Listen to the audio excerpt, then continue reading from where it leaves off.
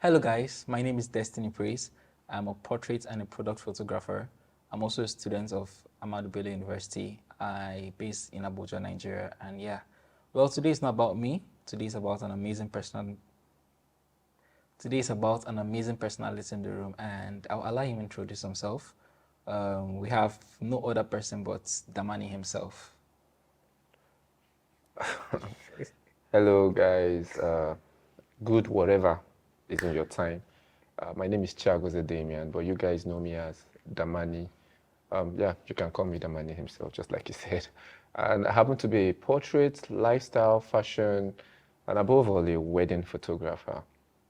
I think that's all for now you need to know about me. Maybe as we progress, you'll get to know more. Okay. Well, so today's video is just so that we can go in depth into who Damanis really is, how you started, and how you've been able to grow from being I think from being a painter to being to being a software engineer, and now the amazing wedding photographer we all know. So, but first of all, let's start with this. So, Sony or Canon? Okay, I do this off camera, but I don't know why you had to bring this right here. Proudly Canon. I'm not an ambassador, but I don't give myself ambassadorship. So I would say Canon anytime, any day. And I believe you want to ask me why. Yes. Yeah. Well. I don't know, but I just feel like it's more of that's what I started with. That's like the only thing. That's where my career started. And I own a Sony, Okay. and I've used a Nikon. And so far, I can tell you that Canon is the only thing that gives me that kind of color grading I want to achieve at my post-production. Sony is trying, it's still good, but I don't know how. But there's this feel about Canon I just love, so Canon all the way. No hard feelings to all Sony users before they start coming for you. Okay, so so let's just start with the journey so far. You know, starting from being a painter to software engineer, and then how did photography come in along the way? You know. Okay. The truth is, if I decide to start from that place you said I should start from, we might not leave this place. So I think I'll just give a brief Okay.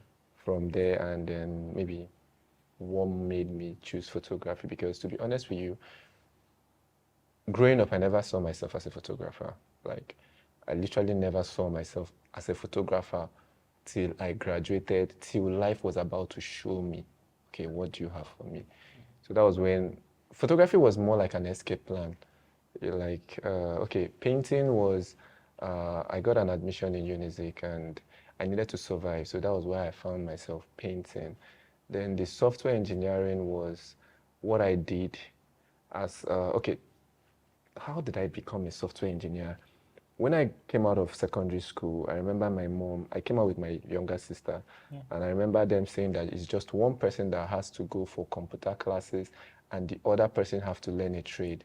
And I told them they should take her to computer classes. And the truth is, God just direct us at a particular point in our life. There is something that you need to learn at that particular stage in your life. Don't worry, at the end of this story, I'm going to rephrase Come back to back to this this. Okay. word.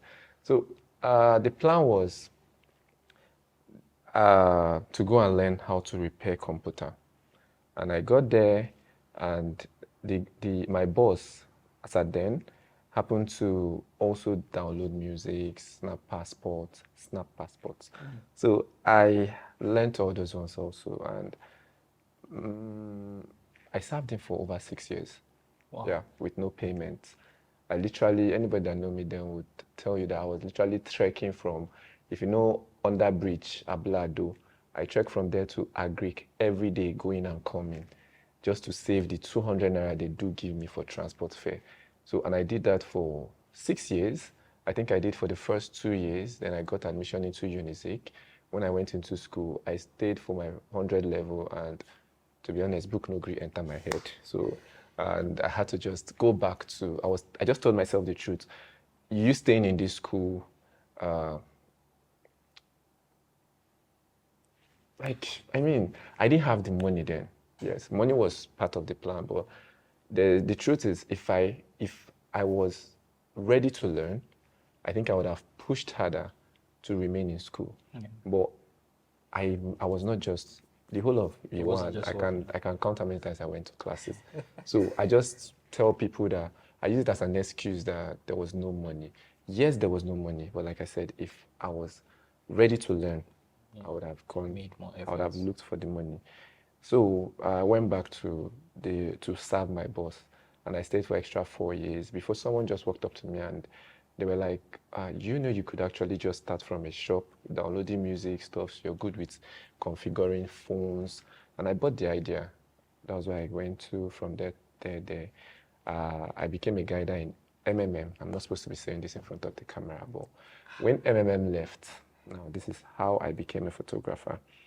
I remember when MMM left in the year 2017, I remember me on my bed asking God, always praying, God, how do I go from here? Where do I go? And that fateful day, I was just going through my Instagram and I saw a picture shot by a photographer, by a photography company, Apple Studio in Oka, 2017. And I was like, I looked at the picture and I zoomed into the picture and I noticed that this picture, yeah, it's nice. The picture looked fine, but I noticed there was this quality I was not seeing in the picture. So it made me to research for photographers that were in the East. And I found out that Lagos photographers were better than them. So, and I said to myself, okay, I think I could do this. So at that point, photography was more like an escape plan so that I can just pay my house rent and feed. As at then, I didn't even know photography Do a lot. can do a lot. I remember, I think the whosoever was dating at that point, I remember her asking, "Is it photography you want to use to take Take care care of of me. me?" I Ah, remember that word. Yeah. it go pain her now watching this. No. She's actually married, so Oh, but yeah, that was how I started photography, just to escape from reality. oh, Yeah. that's amazing. Well, along the line, I was going to, make mention of how you've been able to, grow to this point of getting all the gears you want. But I noticed something from what you said about how you were trekking just to save money. And people might not know it, but that experience probably was what helped you to, save now to be able to get most of these things. Yeah, yes. And I've saved virtually all my life. And I remember that's part of saving.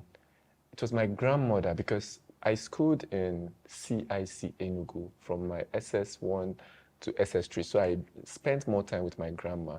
And I remember her saying a statement to me. She said, "Chiagozie, it's from 5 naira you get to 1,000. And still that 5 naira, when you continue saving it, it could get to 1 million." So that was where I learned savings. Yeah, I learned savings from there. then goes for mom. Yeah. Okay, so while you started out your photography, um, okay, quite all right. You wanted to. It was supposed to be an escape plan. Yeah. Yeah. But did you ever choose a niche? How was it finding a niche? Why? How were you able to narrow it down to wedding? Oh, okay. Yeah.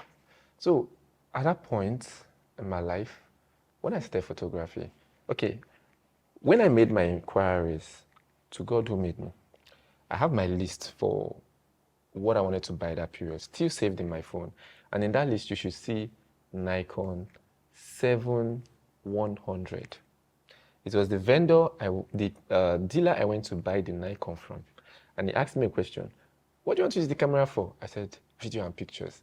He said, "Okay, if it's video and pictures, buy a Canon. Canon is good for both." That was where I got to Canon. And 1 year down the line, I thank God I didn't make that mistake of getting that Nikon, to be honest. Because I think I decided to check the people that I saw the Nikon, there was these colors I was seeing in their picture that was annoying. So that was when I had to do my findings and I found out that it was literally not their fault. It's the camera. Do you understand? To tomorrow, it still shocks me that Rare Magic is a Nikon shooter. Like, I never Oh, the visualized it. amazing Nikon shooters. I think I know a few calligraphies and icon shooter. But I feel like the more they've been with it, they've been able to Yeah. find their way around it. Yeah, those are just like what I said in the last video. It's not about the equipment or the gear. It's about getting the one you can and then studying your gear. So that's it. So, how I became a wedding photographer. When I started off with photography, then I got this urge to learn. And I traveled, did a lot of classes. And when I came back to Anambra, Oka to be precise, I found out that they don't, as at then, they didn't value photography in that place, in that area. So I remember then when I came back as a retoucher, I started off with, they were charging normal 300 then. I started off with 500, then they came up to 500. I started off with 1,000 per picture. They came up to 1,000. And then I started off with 3 pictures, 5,000. Now most of them shoot 3 pictures, 5,000. Before I left Oka, I think I was at the point of 3 pictures for 15,000 naira before I finally left Oka. And when I was at the point of 3 pictures, 10,000, I noticed I was no longer shooting portraits because I was in a student environment. So, and I knew I needed to survive. Yeah. So I went back online. I always pray to God. And I went back to online and I saw that and I noticed that there were more of portrait photographers in the East than weddings. And then I selected out the few wedding photographers. And as at then, one of the person that was topping was Lucas Ugo.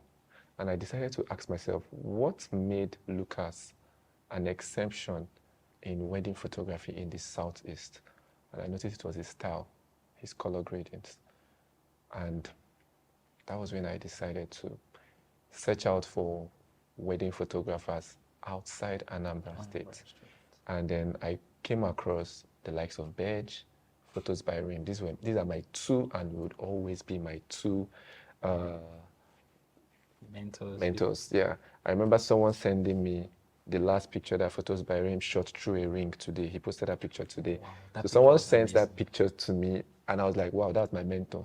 Let me rush and go and ask him the lens he used in shooting that. And I was at his DM to ask him the lens. So, and I remember she saying something there. She said, I noticed your picture looks more like this guy's own. I said, that's my mentor. So it's not about, a lot of people say, this is my mentor. But how do you know someone you look up to? They should be able to see you in them. Do you understand? So that was where I started off. And then I decided to learn color grading, the style they were doing. So I remember, trust me, it wasn't easy. It wasn't easy. When I started off with color gradings, a lot of people, I wasn't getting bookings in the East. But the truth is, they were like, Damanis pictures is dark. Till tomorrow they still say it. But that thing they call dark is because of the preset. So, but I consistently maintained that style, and today we are here. Like, it was a deliberate, it was not easy, to be honest. I wasn't getting bookings for weddings. The only people that booked me, people from the East don't book me. They don't like preset. They don't like dark pictures. I think at that point, yeah, it was not really a thing. The people just wanted to see their pictures natural. They just wanted like, to, not natural. The sky should be blue. Yellow, they don't want to see the knuckles. Exactly. They just wanted to be fresh. Do you understand? But me, I feel like photography is art, and the part where you get to over-edit the picture, it's no longer a photograph. I don't know what to call it, but it's no longer a photograph. So I love to keep my pictures as natural as possible. Yeah, the truth is I understand where they were heading to then. Because when you learn, one problem with color grading is when you learn, and I started shooting with consistent light, video lighting, it's not going to be easy, balancing the whole brightness and everything. But this is something you need to learn over time. It's not going to be easy, but the more you practice, the more you get better. So I think that was where me finding my niche as a wedding photographer, in summary, is I was no longer being, they could no longer afford me as a portrait photographer in the East. So I had to start shooting weddings, learn how to shoot weddings, and Made your made research. myself an exemption. When you talk about weddings, you call Damani. Not, I'm very good at portraits. Trust me, I'm very, very good at portraits. Yeah. My mentor, my teacher taught me well, image faculty, and Wow. I have me beneme, so I'm very good at that. But I just had to, I mean, I had to make money, no Amazing matter what. stuff, really amazing stuff. I remember the first time I saw your work was back then in 2020. I just started photography then, and then I saw, I think it was on Bella Ninja, one of those pages, who posted it, and then I was like, who is this person? What if I was to go to the page, and then I saw your work, and I remember then, okay, I think the following year, 2021, um, one of these photographers posted, I think it was even Camera Joints, who is that photographer you want to learn from? And I can remember having a list of photographers there. Your name was number one, Bedge Studios, and some other names. And guess what? 1 year after, I was sitting in your parlor when Instagram sent me a notification of that post from 1 year ago. Wow. And that day, I was trying to control myself because I really wanted to cry. Like, how did we go to this point? And to be honest, I've admired your work for a very long time. One thing I know a lot of people really wonder, a lot of times is your style of pictures, even the portraits. It's not usually just portraits. Most times you see some pictures with, will I say, overlay, like that Benin picture. Yeah. So how were you able to? How do you think whenever you want to like edit pictures and then be able to come up with stuff like that? Okay. Okay. The truth is, I've heard people say something about, I don't know how to put it, but it's more like shooting to edit. Like they know what they want to edit before they shoot. I really need to pray for that grace.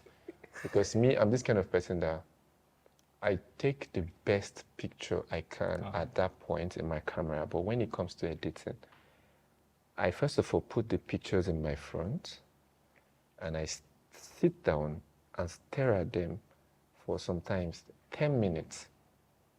I'm not doing anything. I'm just looking at the pictures, just going through the pictures. Now, that picture you talked about now, my inspiration could come from anywhere. I remember I was on a WhatsApp call with one of the team, the production team of that particular picture, which was the person that made the dress. Yep, the person that made the dress. And she happened to come from Edo. Okay. So while we were talking, I was just looking at the picture, color grading the picture. And then the next thing that crossed my mind was, I asked her, where are you from? She said, Edo. She said, Edo. I said, okay, can you get me a saying? Because if you watch that picture, there was something they wrote in Edo. I don't even know the thing, but I remember the meaning then.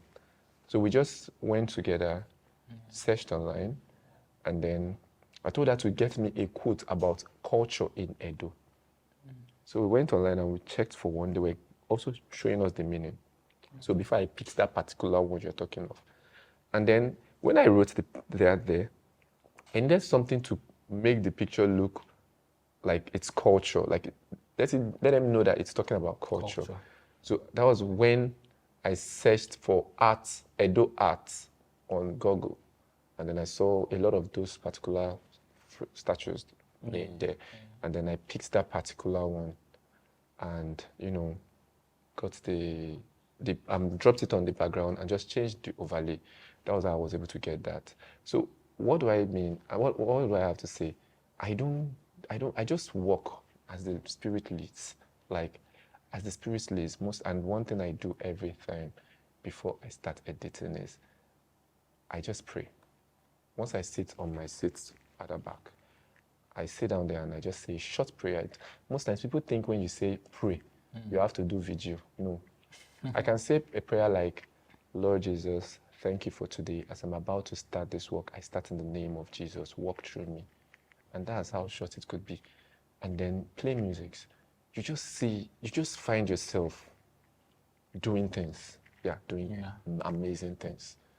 Yeah, that's just it. So That's really I think God is my inspiration. Really, really amazing.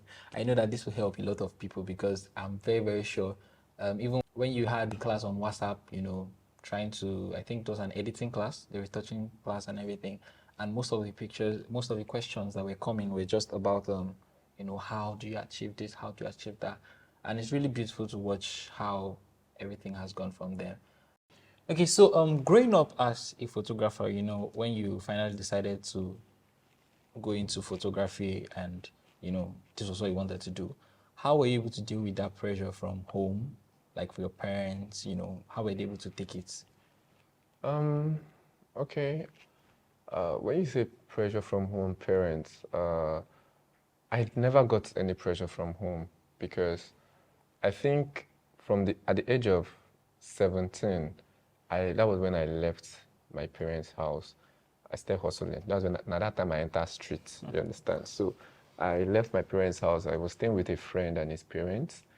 So I basically was taking care of myself, feeding myself, everything. So they didn't really have what to say. At that point, it was anyhow I can survive, I should just, do it. And remember I told you I did MMM. Yeah. So I was sending serious money home. Do you understand? So I was more like, I didn't have any words from them talking about photography. Even said it was up until 2 years ago that my mom even knew that photography is pain. You understand? Because she could hear my sisters calling me Damani himself, Damani this, Damani She's that. wondering. And she was wondering, she started calling the name Damani himself. And one day she asked me for something. And I asked her a simple question, Mommy, do you actually know how I make money? As at 2 years ago, that was when it dawned on her that, okay, what was this guy saying? Because they don't know. They don't even know whether I'm doing well or they just know that if they ask me for money, I give them money. So, but there was nothing. There was no pressure. Oh, really amazing, because I know a lot of people have had to go through that pressure from home, starting out into photography, and then well, thank God for that. But growing up also, in your journey to photography, what were some things that stood out to you? Let's say some things you did differently that that you think made you stand out up until this moment. Okay. I think one of the things I did that really made me stood out then was the fact that I was always eager to learn. Yeah, like I literally, one of the reasons why people think I teach people what I know. I sell my presets out there, not minding maybe everybody's picture having to look like mine. Is because I love people. I love to be pushed to learn more.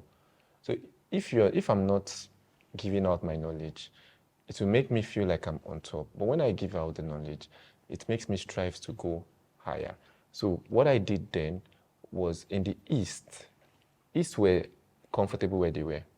So me leaving Anambra to go to Lagos, Abuja for classes, that was one of the things I did to make me stand out. That was it. So every year basically you were attending classes. Every year I attended classes. The only year since I started photography I have not attended any class is 2020. That was because of the COVID-19, and this year because I relocated to Abuja. These are the only 2 years that I have not attended classes. The first year as a photographer I started photography 2017.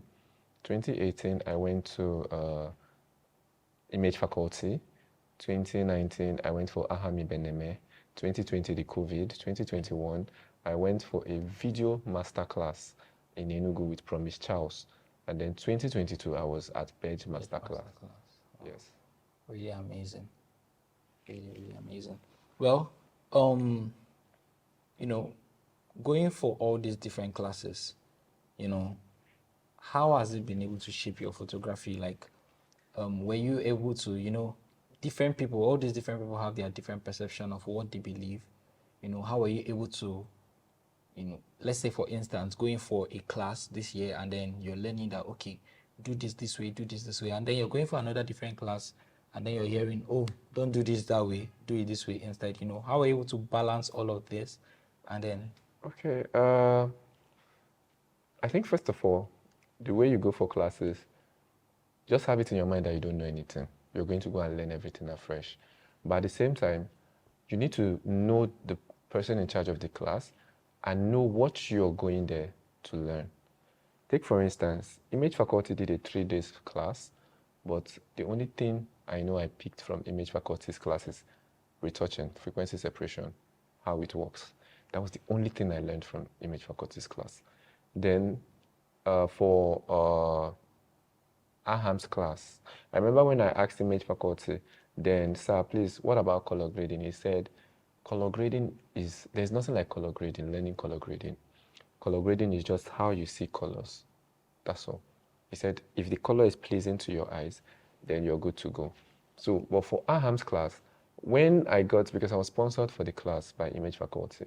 So when I remember people in image faculty's comments, when he gave me that slot, people saying things like, boss, this guy is already good. He does not need this class. And I was laughing. And that was the first time I heard about Ahami Beneme. So I went straight to his page and I saw his style of photography. And I just asked myself, what am I coming here to learn? And one thing that drew me to Aham is his lighting, the way he sets his light. So when I went to Aham's class, lighting was what I paid attention to learn. And thank God I learned his lighting. Do you understand? Because I remember Aham is not, image faculty taught me how to use Retouch Academy for the actions on Retouch Academy. Aham built his own from scratch. I remember when he started teaching for frequency separation, I didn't even answer. I just sat down one corner. Why? Because I know that I was not ready to learn what I know, to learn his own. And whatever I know was doing justice to the work. Do you understand? So just know what you want to learn. And then I remember when I went for Beige master class also, people kept saying, what are you going to this class for? That you're collaborating. Do you understand? You were one of them. And now let me tell you what I went to Beige master class to learn. When that class opportunity came up, remember I told you when I started color grading, I had a problem. Everybody was saying my pictures were dark. And I remember Beige uses color grading. So I needed to know why when he applies his own color grading, his own pictures are not as dark as my own. So that was what I went to learn. And when I came back there, I learned it. So today, you will not say my pictures are dark. But tomorrow, if I sell the preset to you, and you don't learn that particular one, your pictures will be dark. So basically, it's just for you to, have something, an idea of what you want to learn. Don't just go to a class. The class I went for in 2021 was because I was going into a wedding. Moving into wedding photography, and in the East, one thing that could take you out of the market, that can piss you off when it has to do with wedding, is cinematographers. So I needed to learn the video for myself, to edit, to shoot, and be able to edit. So I went to that class strictly to learn videos, and I learned it. Do you understand? So I think just know what you are going to learn from there. That's all. It's amazing. Because I know a lot of people just you just see a class, and because they feel they can afford it, let me go. They're always here. I don't do that. At least this will help a lot of people to, know the classes that you should be going for and all of that. Okay, so let's switch things up a bit. Leaving photography now, let's talk about a very, very important aspect of photography that a lot of people ignore, the business side of photography. So I think a couple of days back, we had this conversation in our photography community, Abuja Photo Festival community, and also in Shutters Network as well. We've been having this conversation as regards to the business of photography, and how up to now, even a lot of photographers now have not imbibed that business aspect. A lot of people keep on thinking it's about shutter speed, it's about knowing how to snap well, your angles and all of that, and they wonder why they are not making a lot of money. So for you, at what point did you start, taking business more serious? At what point did you actually register your photography as a business, and how has it been since then? Okay. The truth is, like I told you, in this phone, I still have the list I wrote to when I wanted to start, everything I needed. So before I started photography, I know I had a consultant. So the consultant made sure that I already had the business name and registered the business before I bought the camera.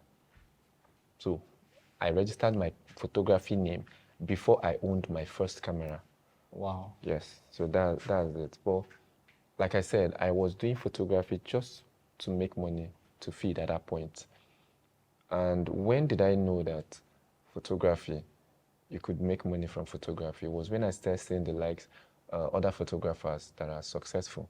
I think one of the things that motivated me was when I heard that Kelechi Amadi drives a bulletproof car.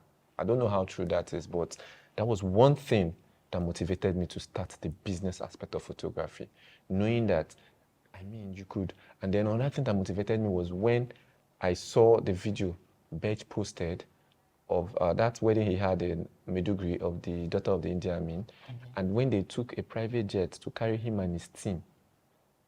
Like, do you know how much is private jet? So I sat down in my room and calculated how much, estimated how much they would have paid Bej for that job, and I calculated that what if this money was in my own account? I don't think I'll shoot for that year. I'll be okay. So, at the same time, I realized that these people grew their business. So that was when I think I started taking photography. I started, first of all, it has to do with your mindset. I've met photographers that tell me, is it photography you use to buy land, build house, and live the kind of billionaire lifestyle you want to live? But I still have those same photographers tell me, brother, is it only photography you do? But to God who made me, it's only photography I do. Only photography. So I think you need to believe that you could actually make it with photography first before moving into the business. Before you even think of making money out of photography. So when you believe, I mean, God, the Bible says that he can make, like, if you can dream it, you can have it. So as long as you see yourself being a billionaire from photography, you could actually become a billionaire. The next thing you just need to do is to go for business classes. There are a lot of business classes you could attend for photography. Do you understand how to run it as a business? Anybody that knows me very well, no matter how close we are, you're doing your wedding and you invite me to your wedding, I ask you one separate question. Am I coming as Chiagozie Damian or am I coming as Damani? The moment you say, even if you're not my photographer, won't you come for my wedding? I said, that is me coming as Chiagozie Damian. Coming as Chiagozie Damian, I'm not with a camera. I just attend your wedding. But coming as Damani, I am with my camera, and I cannot come as Damani. It's a brand without you paying me. Even if I give you a discount, I can't come with it. See, I'm not happy to say this, but a lot of my sisters, cousins that did wedding, I didn't even show up for their wedding. Why? Because they were confused. They don't know whether they want to invite me as their brother or to invite me as the... when they invite me, I ask them, are you inviting me to come and cover your wedding, or are you inviting me as your brother? And they use the language of, even if you are not shooting my wedding, are you not going to come? Are you not my brother? Yeah. And I'll be like, okay, no problem. Most times I have a job on the day they are doing wedding. I just send them money. And when you don't even show up with the camera, they pick offense. Thank you. So instead of doing that, most times, as God may have it, I have a wedding on their days. So the only thing I do is I send them money. Just send them money. They will value the money than your presence. Sure. Trust me. If you go to that wedding without your camera, they won't even notice you came. They won't be happy with you. But when you send them money and tell them you had to do a job, they will value you. True. They will appreciate it than you coming without your camera. So basically, you've had to separate yourself from the business. Brother, equipments are on another level. So you don't want to be shooting photography for fun. Yes, you can actually shoot for fun, don't get me wrong. Yeah. If you're starting up, you could shoot for fun till you get the content, but please know the kind of risks and everything you're taking for that. Yeah. Do you understand? You can't be going to a wedding, risking it all, paying a lot of transport just because you want to get content. Sure. It's good, but you don't do it all the time. So I think I can actually relate very well what you said, having to be very particular about the kind of content you create. Before we go back into the business, I think it's something that a lot of people really need to be aware of. You have to be particular about what this content I want to create. Is it going to benefit me? I can tell you that for most of the content that I've shot for free, I always get clients from them. Yeah. I always get clients from them. Either somebody from either her friends or somebody that she knows will say, "Oh, that your photographer, come and snap me." But if you're just the type that goes around just calling random friends just because you want to shoot, you just trust me, you'll just be shooting. Probably you'll be improving your style, but you won't be making money from it. Yeah. And Yeah, I really, really love that. Okay, but you started the business aspects, you registered your business, and the when it came to things like contracts, invoicing, and all of that, did the consultant take that responsibility, or did you have to learn that as well? Like I said, I always attend classes, so I got to learn that from the classes I attended. Understand? I got to learn about contracts from, I think image faculty mentioned it in the first day, but I didn't feel like I was up to giving out a contract. Then I was still coming up. Then Ahami Beneme mentioned it again, and I think there was something that happened. And when I heard it in the video class, I just needed to draft that out.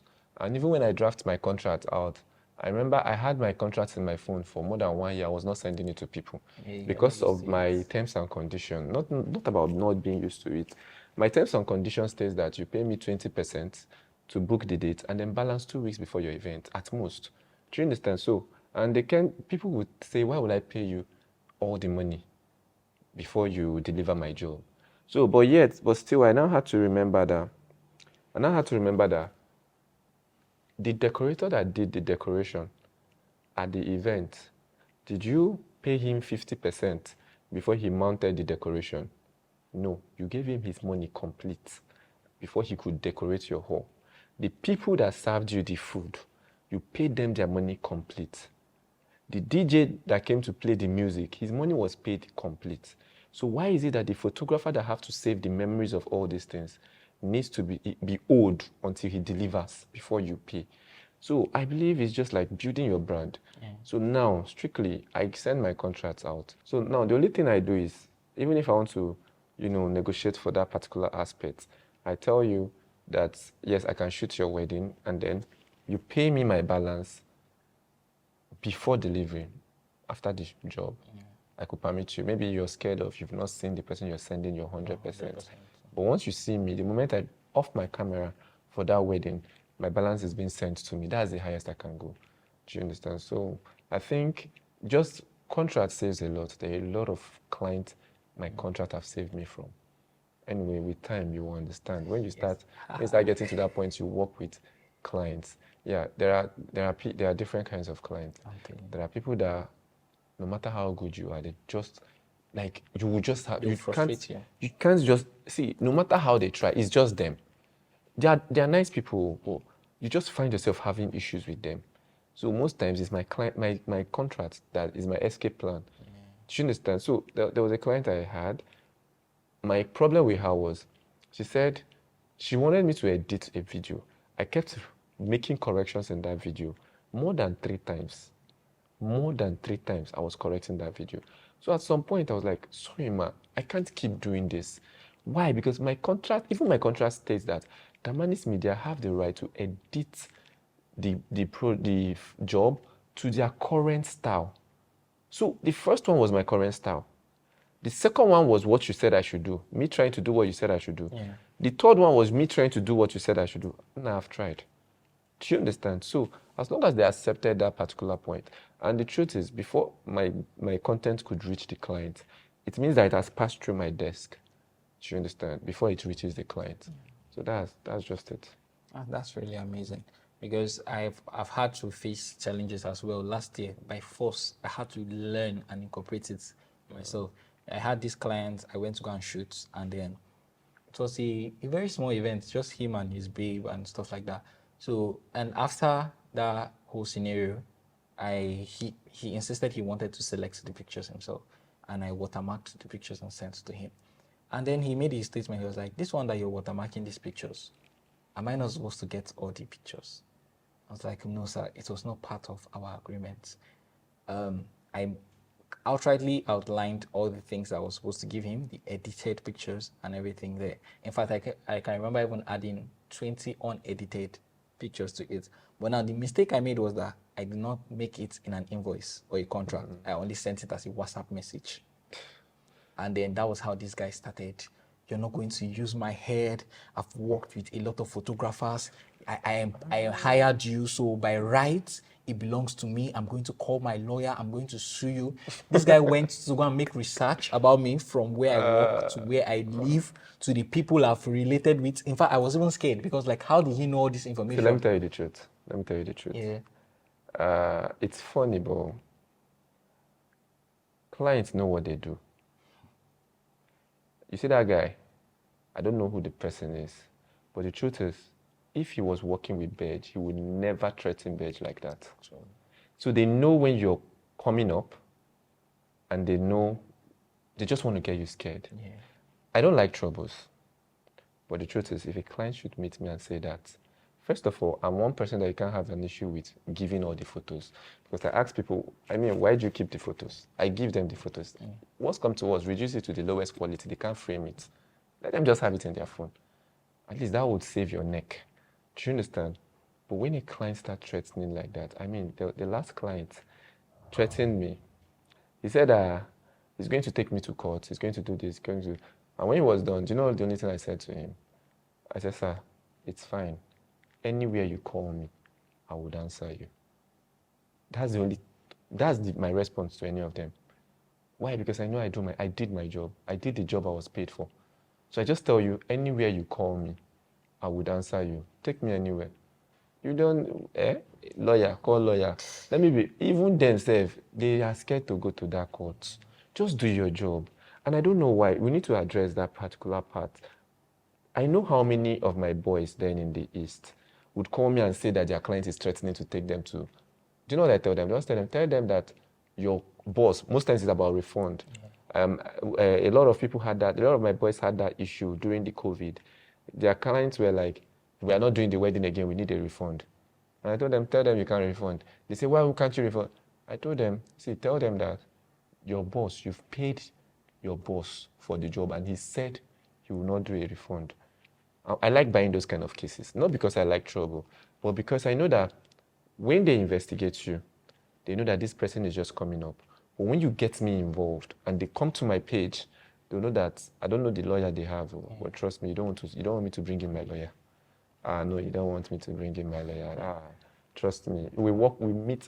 I've worked with a lot of lawyers. The last wedding I shot was the son of P2B. So you don't want to mess with issues like that. And I deliver my job to the extent that they could just buy that case because they want to return a favor. Yeah. So you don't want to do that. Do you understand? So I at the think end they of know. the day, even as creatives, we also need to have A lawyer. You need a lawyer, so people don't threaten you carelessly because of that. And most times, yes, lawyers are expensive, but the truth is they will save your neck. True. Because if those people get to meet you, and again, please register your business, because any day, and not just registering your business, pay your tax.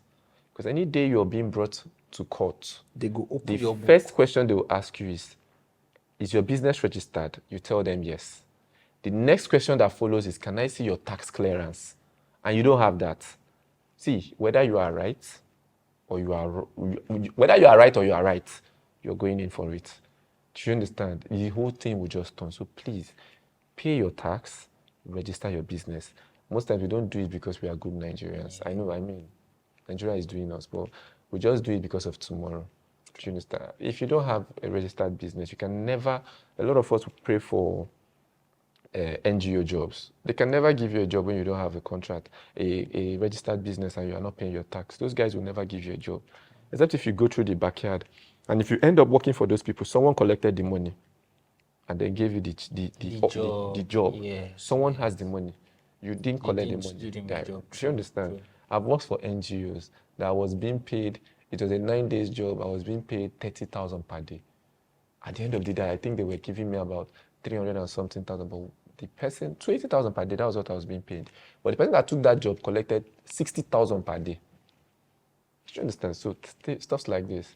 So I think that's just it. You don't need to stress yourself. Contract solve that all. Yeah. The truth is, yes, you must not do contracts with the intentions of making trouble. But there's something about Nigerians. Once they see a contract, everybody respects themselves. True. Yeah. Once they just see a contract, everybody tends to respect themselves. At least you make sure that you have a contract that states, okay, this is what you expect of me, Yeah. and this is what you And the should. good part about contract is when you send them that contract, they don't read it. So when the whole problem starts, like when everything I starts, love my you mentor. just go there and go and tell them, sorry, I it's have- stated in the contract. You say, I didn't see that. You say, sorry, but I like, and my contract will tell you, by paying the 20%, it means that you have agreed to the company's terms and conditions. So whether you saw it or you did not see it, but you paid money to my account, it's none of my business. So now everybody will be, but I don't use contract to look for trouble. Yeah. I just use it to, maintain a balance while we look for a solution. There are two different things. Some people will use contract and ignore the client. I've already said this. No, I just put that contract there so they don't talk to me anyhow. They don't shout at me. They don't threaten me. Why I look for a solution to satisfy them. Yeah. Do you understand? Not for my own advantage. Sure. So there are two things. Your intention of bringing out a contract.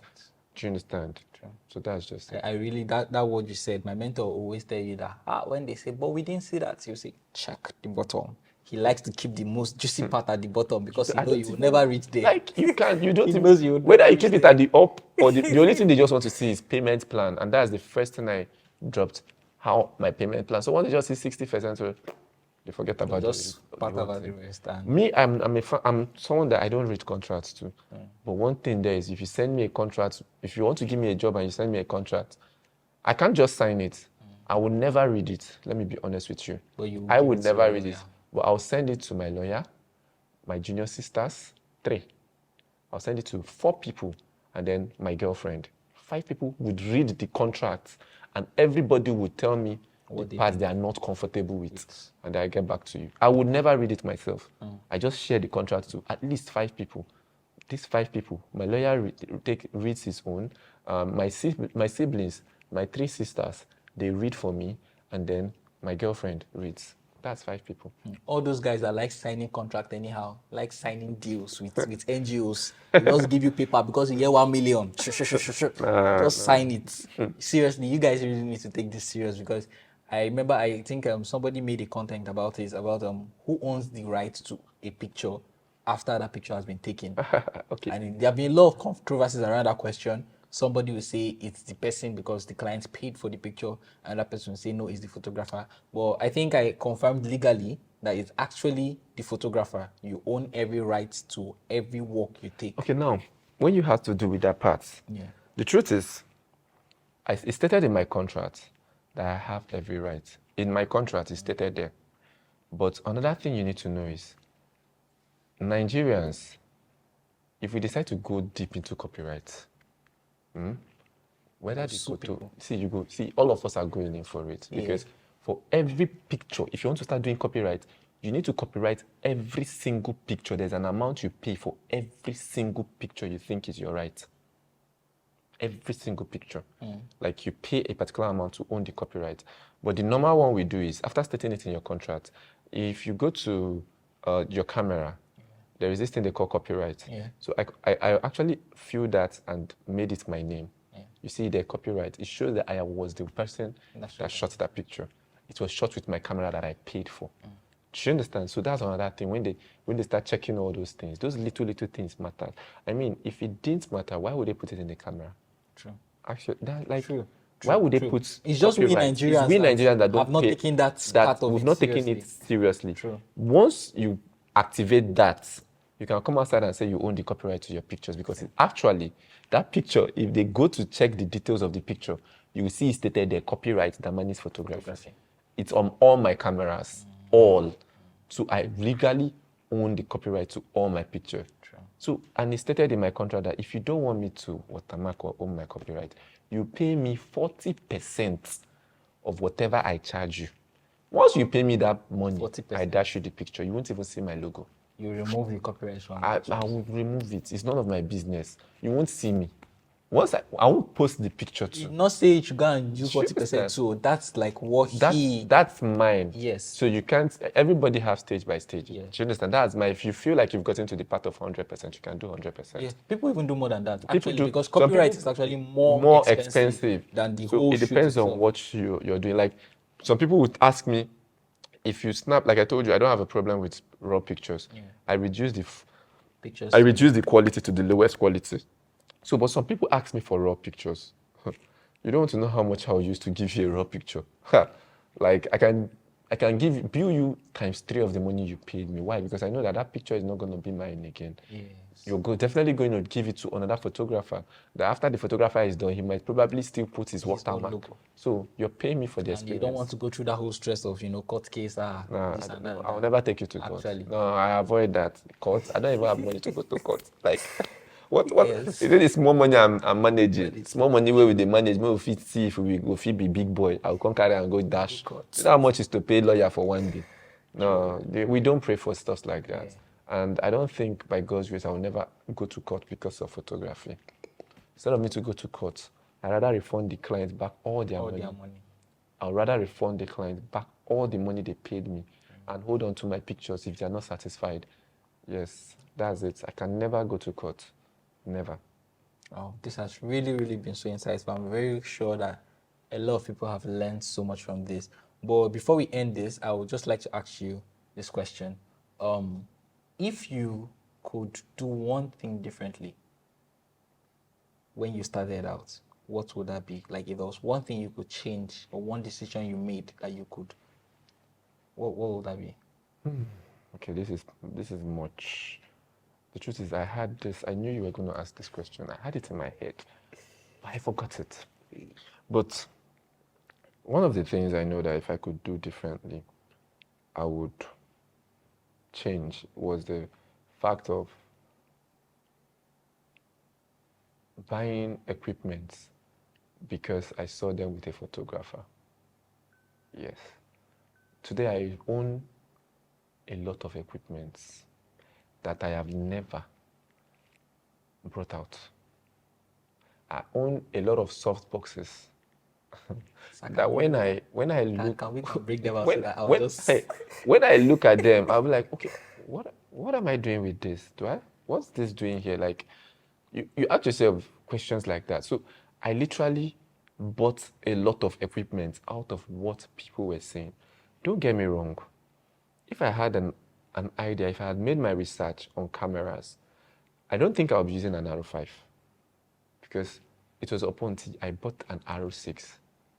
I realized that, bro, why did I spend such a money on R5? I'm not saying it's not a good camera. Yeah. It's an amazing camera, but it's strictly meant for video, and I'm a photographer. Do you understand? And then people might say the megapixels and all those stuff. I'm not shooting billboard. Seriously, it doesn't really apply that I'm not shooting the billboard. The R6 is okay for me. So sometimes when some photographers ask me, I want to buy an R5, but the money is too much. I say, buy an R6. They say, no, I want R5. I say, why? They say, because of the megapixel. I ask them, what are you using megapixel to do? If you've ever used an R6, you know that the autofocus is amazing. Everything. Like, it's very amazing. Most of all my pictures now are shot with the R6.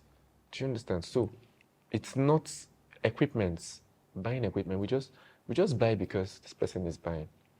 Do you understand? We just buy because this person is buying. So, I think I'll make more research before I get my equipment. And another thing that I know that I would change is the fact that it took me 2 years to make up my mind to relocate from Anambra to Abuja. Wow. I would have relocated earlier. I'm not going to call the figures, but in 1 year I spent in Abuja, I've made more than ×5 or ×4 of the money I literally have made all my stay in the East. And the funniest part is the fact that Abuja will be called Lagos. They will start running to Abuja. No, see, the funniest part is that it's not even from the people in Abuja I made the money. Yes. The people in the East had to pay ×3 to bring me back to the East to shoot their events.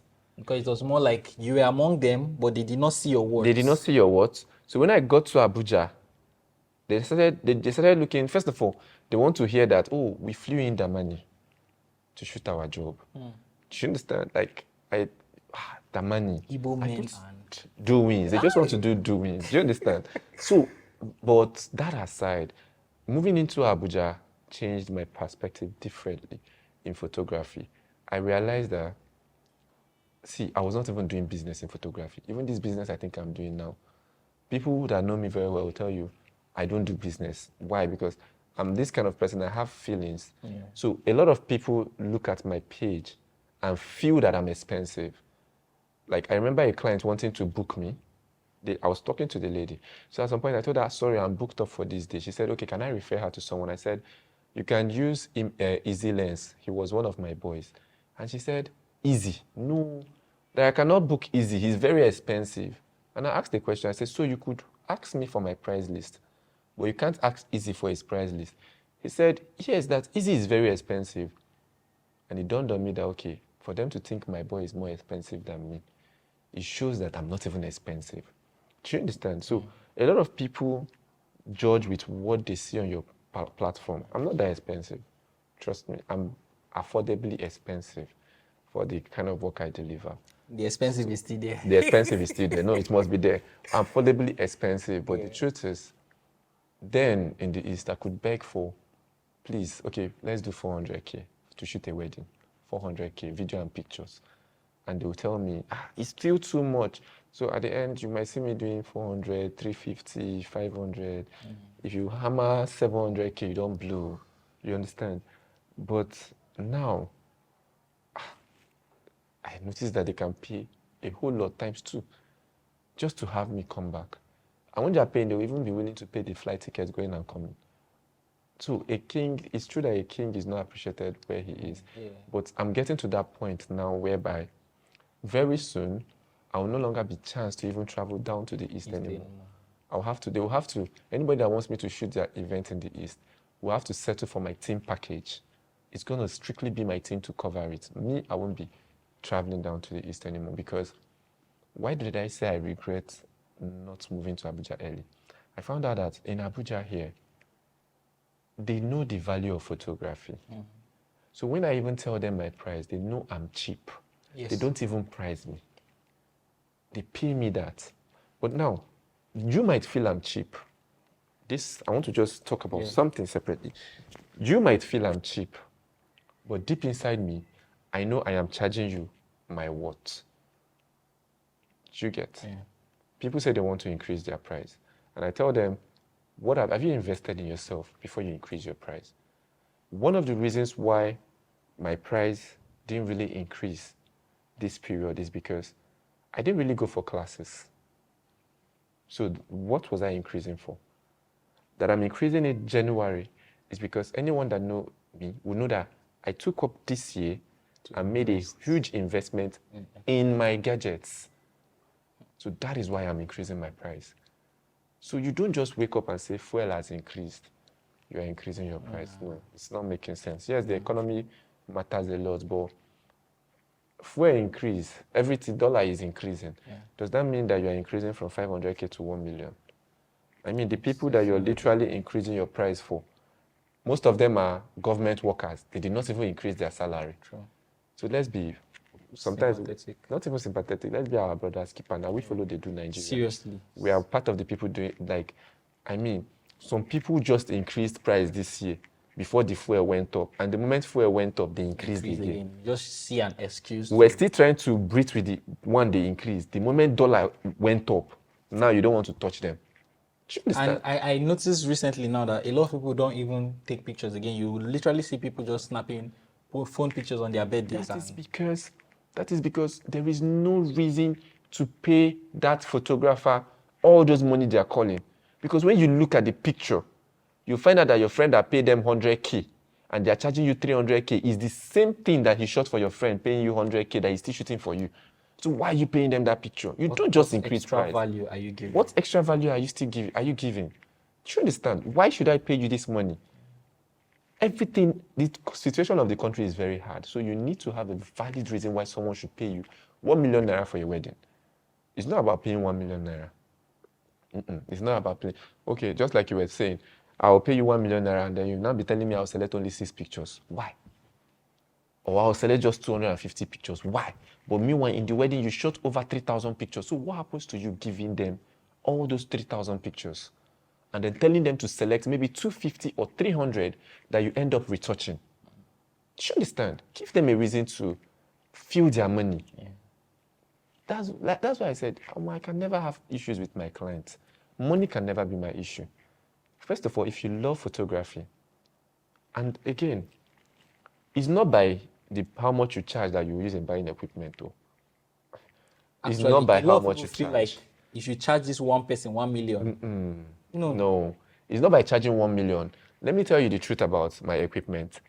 I bought 85% of my equipment when I was charging 150K, 120K. That was when I bought all my equipment. So why you think I get the questions of people asking me, are you sure it's still the same photography we are doing? It's because the things I'm buying now are just things I feel like I need to upgrade to stay in the game. Maybe the RF lenses. Do you understand? But the camera, the equipment I have, softbox, cameras I use, Sony, all those stuff, I bought them when they were cheap. The lenses, I bought them when they were cheap. When they were cheap and when I was charging cheap. So now if I should boldly charge you 2 million naira, I owe you no explanation for what I'm going to do with my 2 million naira. Do you understand? I can decide to tell the client that, okay, I'm using it to upgrade my gear. That gear, I already have them.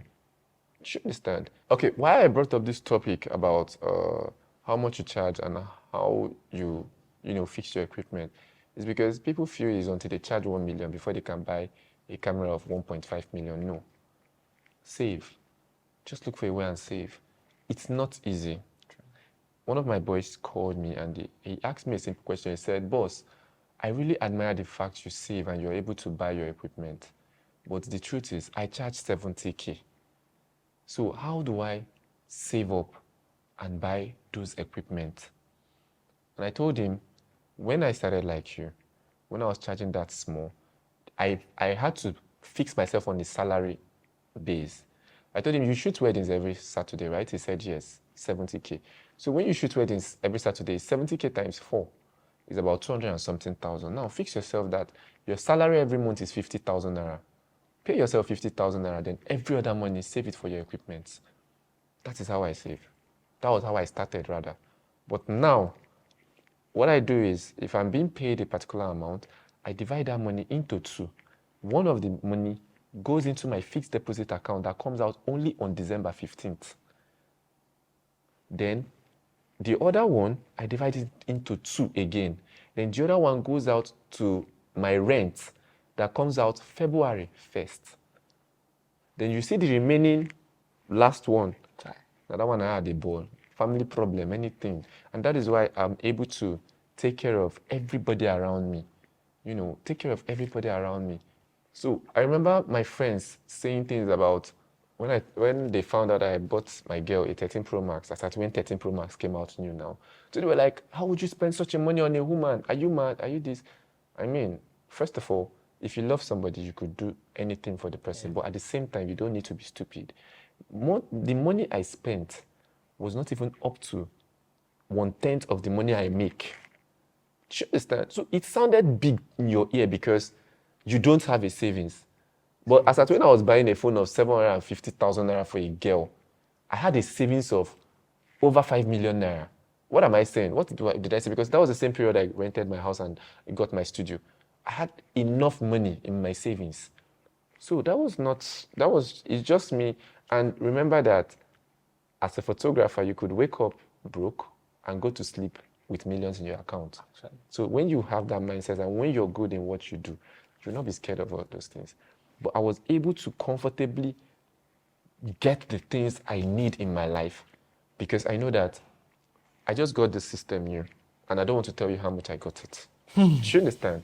But that's the latest iMac. I don't want to tell 2023. I don't want to tell you how much I got the system, but I was able to comfortably bring out that money from my account because I know I still have times 2 of it in my account. And it was true saving. Do you understand? So the moment you learn to save, you find out that your dreams will come true faster because you could buy the equipment of your dream. But on that thing, I want to advise you about saving is, about buying equipment is, please, before you buy any equipment, make sure you have the money times 2 in your account. Do you understand? So that's just all I have to say when you had to do with this particular topic. Wow. This has really been a very, very insightful session. Like, thank you so much for accepting to do this. I'm really, really sure anybody that's watched this has learned so much from it. So, last question. Moving forward, 2024, what plans do you have? Masterclass, presets, what plans do you have moving forward? Okay. Next year, I have a lot of things set out for next year. Like, I'm going to embark more on personal projects. Like, when I mean personal projects, collaborations, create my own images. And then for classes, yes, I have plans on holding at least 2 classes next year. The first one should be ending of February, beginning of March. Like I have to hold a class that period. And then the next one should be anytime. I'll just plan it, but I should make it at least 2 classes next year. Then talk about presets. Anyone that knows me know that I release presets mostly beginning of the year. That's when I drop my preset. Like as I'm talking to you, you don't want to see what I have in stocks for you guys, but at the same time, save money.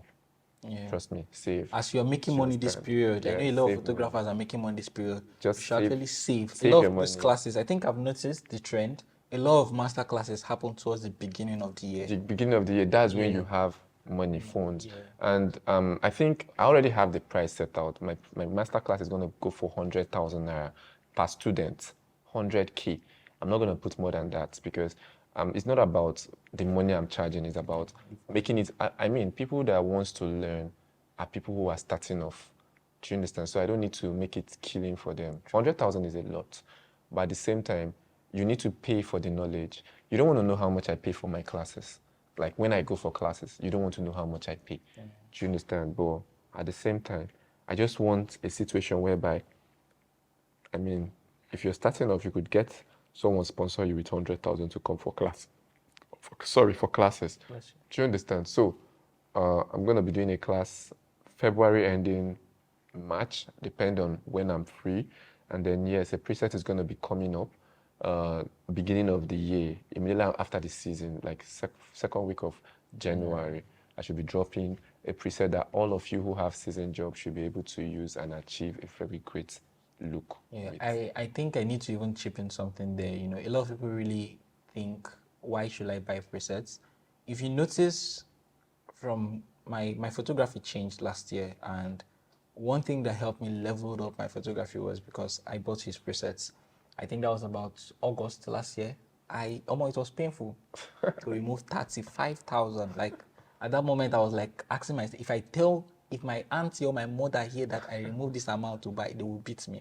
But I had to do it. Why? Because I knew why I wanted to do it. I loved his images for the longest of time, and I knew that I wanted my images to have that feel as well. And anybody can testify that my color grading changed. Yes, sometimes you don't expect to just collect preset and just apply them.